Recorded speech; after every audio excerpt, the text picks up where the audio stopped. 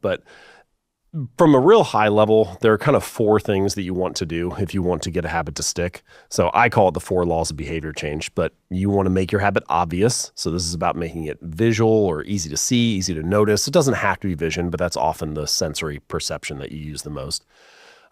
Make it obvious. The second is to make it attractive. So the more fun or attractive or appealing a habit is, the more likely you are to perform it.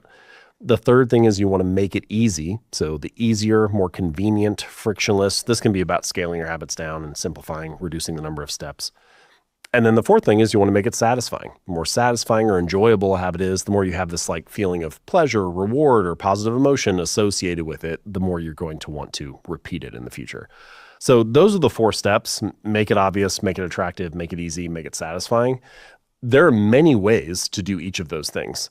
And my approach is not to prescribe, but to empower. Like I don't really feel like there is one way to build better habits. There are many ways, and my job is to lay all the tools out on the table and say, here's a full toolkit. And then you can decide, do I use the screwdriver, or do I use the wrench, or do I use the hammer? Like, what's best for this situation? A lot of that's about priming your environment to make the action easy.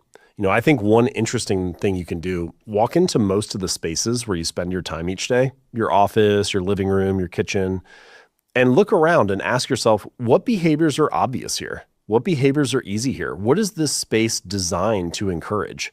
And you'll often find that it's encouraging the thing that maybe you don't want to do, or it's at least not encouraging the good habit that you say is a priority. And so there are all sorts of steps you can take. If you want to make it easier to go for a run, set your running shoes and your running clothes out the night before. I have a couple of readers who actually sleep in their running clothes and then just get up, put their shoes on, and get out the door, right? They're trying to make it as obvious and as frictionless as possible. If you want to eat the good food or the healthy food, place the nuts on the counter rather than the chips or something like that, right? It's just like, what is the obvious thing that's present? I had one guy who he would go to his music lesson and practice guitar with his instructor each week. And then he would get a bunch of homework to do, these chords and scales and things to practice. And then he would come home and put his guitar in the guitar case and stick it in the closet.